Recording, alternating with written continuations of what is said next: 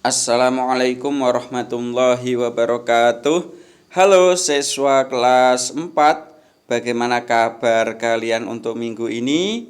Semoga kabarnya sehat semua ya. Untuk siswa kelas 4, minggu ini kita akan membahas tentang pelajaran 5. Pelajaran 5 ini merupakan pelajaran yang terakhir ya, atau bab yang terakhir di semester 1, yaitu tentang Aku Cinta Nabi dan Rasul untuk bagian yang pertama. Adapun bagian yang pertama ini nanti akan membahas tentang kisah Nabi Ayub. Langsung saja, sebelum kita mulai membahas kisah Nabi Ayub, mari kita bersolawat dulu. Silakan ditirukan saya. Ya Nabi salam alaika, Ya Rasul salam alaika, Ya Habib salam alaika, Sholawatullah alaika, Asyraqal badru alaina, fahtafat minhul buduru mislahus niqmara'aina, qattu ya wajhas sururi. Oke, itu tadi adalah sholawatan. Setelah kita membaca sholawat, langsung kita menuju ke materinya. Kali ini kita akan membahas yang pertama tentang Nabi Ayub dan sifat-sifatnya. Kemudian ujian dan cobaan terhadap Nabi Ayub dan pelajaran yang dapat diambil dari kisah Nabi Ayub. Langsung saja kita mulai dari Nabi Ayub. Siapakah Nabi Ayub itu? Nabi Ayub itu merupakan keturunan dari Nabi Ishak bin Nabi Ibrahim. Jadi Nabi Ayub itu silsilahnya ke atas itu masih keturunan dari Nabi Ibrahim. Kemudian Nabi Ayub itu diangkat oleh Allah menjadi Nabi yang kaya raya. Jadi pada awalnya Nabi Ayub itu merupakan Nabi yang sangat kaya. Binatang ternaknya pun banyak, seperti kambing, sapi, unta, dan lain-lain. Dan selain itu beliau juga mempunyai banyak anak ya. Hidupnya makmur dan sejahtera. Ini merupakan kehidupan Nabi Ayub. Nah, selain kaya dan juga mempunyai banyak anak, Nabi Ayub juga mempunyai sifat yang terpuji. Di antaranya yang pertama yaitu baik hati. Nabi Ayub itu suka mengeluarkan harta bendanya untuk membantu fakir miskin, membantu anak yatim piatu, dan memuliakan tamu. Yang kedua, sifat terpuji dari Nabi Ayub adalah hidupnya sederhana, tidak berlebihan, meskipun Nabi Ayub itu merupakan nabi yang kaya. Jadi selain baik hati, hidupnya juga tidak berlebihan. Ditambah lagi sifat terpuji yang nomor 3 adalah Nabi Ayub semakin kaya, semakin bertambah taatnya kepada Allah. Kekayaan Nabi Ayub tidak melalaikan Nabi Ayub kepada Allah. Berikutnya sifat yang terpuji nomor 4 adalah Nabi Ayub itu tidak sombong, meskipun Nabi Ayub orang yang sangat kaya. Dan sifat terpuji Nabi Ayub yang nomor 5 adalah pandai bersyukur atas segala kekayaan yang diberikan oleh Allah. Nabi Ayub selalu bersyukur. Berikutnya, setiap hari Nabi Ayub itu selalu beribadah kepada Allah dengan ikhlas. Dan sifat terpuji yang nomor 7 adalah Nabi Ayub itu memiliki kesabaran yang luar biasa. Itu adalah beberapa sifat-sifat terpuji yang dimiliki oleh Nabi Ayub. Kemudian Nabi Ayub itu nanti akan mendapatkan ujian dan cobaan. Nah, ujian dan cobaan ini diawali dari sikap iblis. Iblis tidak senang melihat Nabi Ayub beribadah kepada Allah. Kemudian iblis meminta izin kepada Allah agar Nabi Ayub mendapatkan ujian yang berat. Lalu permintaan iblis itu dikabulkan oleh Allah. Sehingga Allah menguji Nabi Ayub apakah ketika nanti mendapatkan ujian yang berat itu Nabi Ayub tetap taat kepada Allah atau tidak. Lalu apa saja ujiannya? Nah, ujiannya yang pertama yaitu harta benda Nabi Ayub habis terbakar.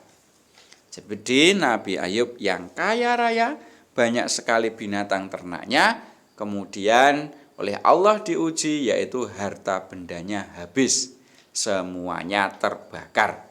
Sehingga sejak saat itu Nabi Ayub menjadi nabi yang miskin karena tidak mempunyai harta. Tidak cukup sampai di situ, setelah harta bendanya terbakar, tetapi Nabi Ayub tetap bersyukur dan bersedekah seadanya. Jadi dilihat dari sini, harta benda Nabi Ayub itu tidak mempengaruhi Nabi Ayub untuk tetap bersyukur kepada Allah. Baik mempunyai harta atau tidak, Nabi Ayub selalu bersyukur kepada Allah. Berikutnya ujian yang kedua. Oh, belum ujian yang kedua ya.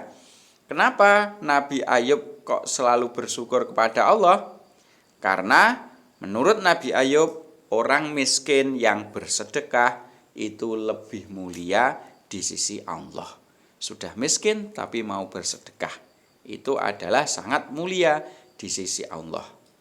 Sebaliknya, jika ada orang kaya yang kikir, maka orang tersebut akan hina di sisi Allah. Nah, itu adalah ujian yang pertama terkait harta benda. Berikutnya ujian yang kedua yaitu terkait dengan anak-anaknya. Satu persatu anak Nabi Ayub itu meninggal dunia sehingga habis. Nabi Ayub tidak mempunyai anak lagi. Jadi sudah tidak mempunyai harta benda, anaknya juga meninggal dunia. Nah, tidak cukup sampai di situ. Yang ketiga ujian yang berat lagi adalah Nabi Ayub menderita penyakit yang menjijikkan, yaitu sejenis penyakit kusta atau penyakit lepra. Sehingga dengan adanya penyakit itu, Nabi Ayub dikucilkan oleh masyarakat dan saudara-saudaranya. Bahkan Nabi Ayub sampai diasingkan agar penyakit yang dideritanya itu tidak menular. Jadi setelah Nabi Ayub kehilangan harta benda, kemudian kehilangan anak-anaknya, terus menderita penyakit yang menjijikkan. Meskipun ujian itu terus silih berganti datang kepada Nabi Ayub, tapi itu semua oleh Nabi Ayub dihadapi dengan sabar dan tetap taat kepada Allah. Harta benda, anak-anak, dan juga penyakit tidak mempengaruhi taatnya kepada Allah. Itu adalah sedikit kisah dari Nabi Ayub. Nah, setelah kita mengetahui kisah dari Nabi Ayub ini, ada beberapa pelajaran yang dapat kita ambil dan bisa kita terapkan dalam kehidupan sehari-hari. Pelajaran yang pertama yaitu kaya dan miskin bukanlah alasan untuk ingkar kepada Allah, karena semua itu adalah ujian. Jadi baik itu kaya ataupun itu miskin, semuanya adalah ujian. Ketika diuji kaya, apakah lupa atau tidak dengan Allah? Ketika diuji miskin, apakah lupa atau tidak dengan Allah?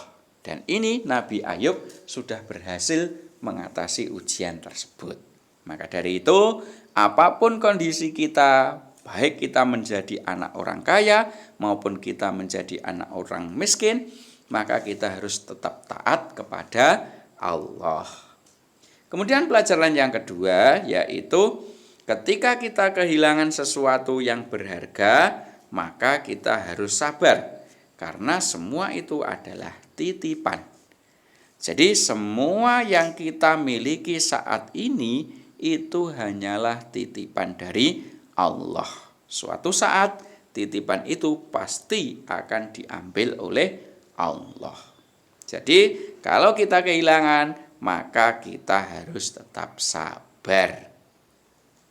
Berikutnya pelajaran yang bisa diambil dari Nabi Ayub yang nomor 3 adalah siapa saja yang bersabar terhadap ujian Allah, maka Allah akan membalasnya dengan yang lebih baik. Jadi kalau kita itu menghadapi ujian ini dengan sabar, kita harus yakin bahwa Allah akan membalas dengan yang lebih baik. Berikutnya, yang keempat, yaitu penyakit itu tidak menghalangi zikir kepada Allah. Zikir itu adalah ingat. Jadi penyakit yang diderita atau kalau kita menderita suatu penyakit, jangan sampai menghalangi zikir kita kepada Allah. Dalam kondisi apapun, kita harus tetap ingat kepada Allah. Nomor 5, pelajaran yang bisa diambil adalah setiap orang itu diuji sesuai dengan tingkatan imannya. Semakin tinggi imannya, semakin kuat imannya, maka semakin berat ujian yang diberikan oleh Allah. Yang keenam, selalu ada jalan keluar bagi orang yang bertakwa. Jadi apapun masalah kita, kalau kita itu bertakwa kepada Allah, pasti itu ada solusinya. Nah, itu 6 poin yang bisa kita ambil hikmahnya dari kisah Nabi Ayub. Sementara itu ya, sedikit materi tentang Nabi Ayub, semoga bisa bermanfaat dan kita bisa meneladani Nabi Ayub. Saya akhiri, Assalamualaikum warahmatullahi wabarakatuh.